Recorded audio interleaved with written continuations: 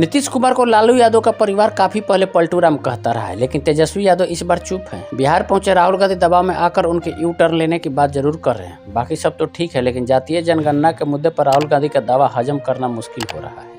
नीतीश कुमार को लेकर तेजस्वी यादव ही नहीं, बीजेपी भी बेहद सतर्क है। ये सतर्कता नीतीश कुमार की छवि से ज्यादा इस बात को लेकर भी है कि कहीं जेडीयू कार्यकर्ताओं के बीच गलत संदेश न चला जाए। तेजस्वी यादव भी बस उतना ही बोल रहे हैं जितना जरूरी है। ज्यादा सवाल जवाब होने पर व्यक्तिगत हमले नहीं करेंगे, बोलकर टाल जाते हैं। बीजेपी की तरफ से भी नेताओं को पूरी तरह संयम बरतने की सलाह दी गई। सिर्फ नीतीश कुमार की कौन कहे, बीजेपी ने अपने नेताओं को जेडीयू नेताओं से शालीनता से पेश आने की हिदायत दी है। सुनने में आया है कि जेडीयू नेताओं से उनके दफ्तर जाकर मिलने और बात करने को भी कहा जा रहा है। ऐसा कुछ भी करने से बचने की सलाह दी गई है जिससे जेडीयू नेता और कार्यकर्ताओं के सम्मान को ठेस पहुंच सके। हैरानी तो ये सुनकर होती है कि बीजेपी नेताओं के लिए जय श्री राम के नारे को लेकर भी दिशा निर्देश जारी किए गए हैं। एक रिपोर्ट के अनुसार जदयू से रिश्ता मजबूत बनाए रखने के मकसद से बीजेपी अपने कार्यकर्ताओं से बिहार में जय श्री राम की जगह सियावर रामचंद्र की जय बोलने को कह रही है। या क्या बीजेपी को वोट ट्रांसफर की चिंता है या कुछ और ही बात है? और उससे भी ज्यादा हैरानी तो राहुल गांधी का भाषण सुनकर हो रही है। नीतीश कुमार के दबाव में आ जाने और यू टर्न लेने जैसी बातें तो ठीक भी है, हो सकता है नीतीश कुमार के कुछ समर्थकों को भी यह सब सुनने में कोई दिक्कत न होती हो, भले ही राजनीतिक बयान हो। लेकिन राहुल गांधी का ये कहना कि नीतीश कुमार जातीय जनगणना के खिलाफ थे, गले के नीचे नहीं उतर रहा है। ऐसा बहुतों के साथ होगा। बिहार के कांग्रेस कार्यकर्ता भी ये सुनकर हैरान ही हुए होंगे, भले ही वे मजबूरी में चुप रह गए हों। नीतीश कुमार के 9वीं बार मुख्यमंत्री पद की शपथ लेने के एक दिन बाद जब राहुल गांधी अपनी न्याय यात्रा के साथ बिहार में दाखिल हुए तो नीतीश कुमार ने तो न्याय यात्रा में शामिल होने की कहानी पहले ही खत्म कर दी थी।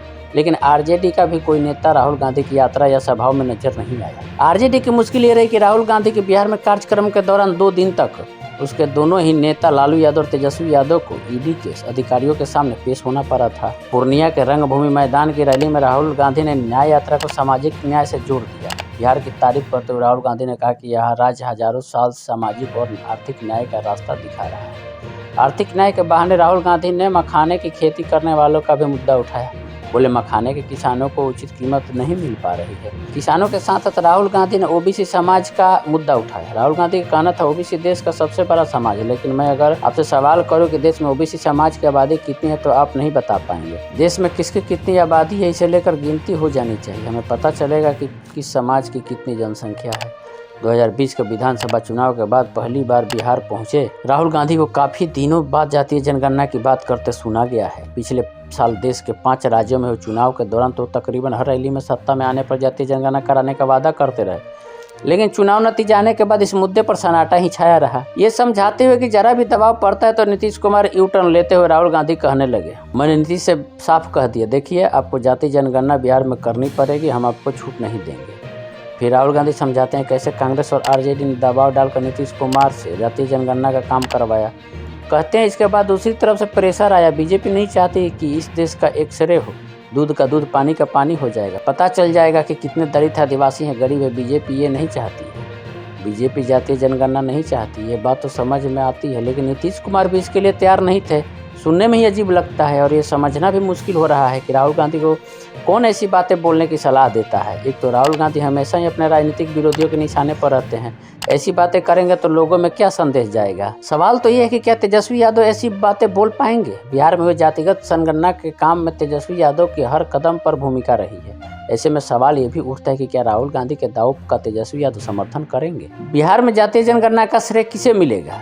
जातीय जनगणना की डिमांड और उसके लिए प्रयास तो नीतीश कुमार तब से कर रहे हैं जब वो एनडीए के मुख्यमंत्री हुआ करते थे। हो सकता है तब राहुल गांधी और नीतीश कुमार के बीच कोई संपर्क भी न रहा हो। नीतीश कुमार के प्रति नाराजगी तो राहुल गांधी 2017 में भी उनके महागठबंधन छोड़ने पर जताई थी। राहुल गांधी ये बताने की कोशिश कर रहे हैं कि जातीय जनगणना को लेकर नीतीश कुमार कांग्रेस और आरजेडी के दबाव से परेशान थे, फंसे हुए थे। और तभी राहुल गांधी कहते हैं बीजेपी ने रास्ता दे दिया और वो उस रास्ते पर निकल गए। कांग्रेस नेता का कहना है कि सामाजिक न्याय देने की जिम्मेदारी बिहार के महागठबंधन की है, जिसमें नीतीश कुमार को कोई ज़रूरत नहीं है। कहते हैं यहाँ हम अपना काम कर लेंगे। नीतीश कुमार को लेकर राहुल गांधी का दावा है कि वो जातीय जनगणना के खिलाफ थे और उनको ऐसा करने के लिए कहा जा रहा था। क्या वास्तव में ऐसा ही था? बेशक नीतीश कुमार महागठबंधन सरकार के मुख्यमंत्री रहते जातिगत जनगणना कराए और बाद में उसके आंकड़े भी विधानसभा में पेश कर चुके हैं। कैबिनेट की जिस मीटिंग में जातीय जनगणना को मंजूरी दी गई, बतौर डिप्टी सीएम तेजस्वी यादव भी मौजूद थे। जातीय जनगणना के तौर तरीके या हड़बड़ी में नतीजे तैयार किए जाने में त्रुटियों की बात और है, लेकिन नीतीश कुमार को उसके खिलाफ बताना बहुत अजीब लगता है। अगर ये राहुल गांधी का राजनीतिक बयान है तो ये भी दुरुस्त नहीं है। नीतीश कुमार ने जातिगत जनगणना की पहल तो उस वक्त की थी जब वो महागठबंधन नहीं बल्कि एनडीए में ही हुआ करते थे। ये नीतीश कुमार ही हैं जो प्रधानमंत्री नरेंद्र मोदी से मिलने के लिए न सिर्फ विपक्ष के नेता तेजस्वी यादव को साथ ले गए बल्कि बिहार के प्रतिनिधिमंडल के नाम पर बीजेपी के एक विधायक को भी साथ ले गए थे। ये जरूर है कि तेजस्वी यादव बिहार में कास्ट सर्वे का श्रेय लालू यादव को देते रहे हैं। अगर राहुल गांधी यही बात अपने शब्दों में समझाना चाहते हैं तो बात और है, लेकिन नीतीश कुमार को जातीय सर्वे के खिलाफ बताने की बात तो शायद तेजस्वी यादव भी नहीं कर सकते हैं।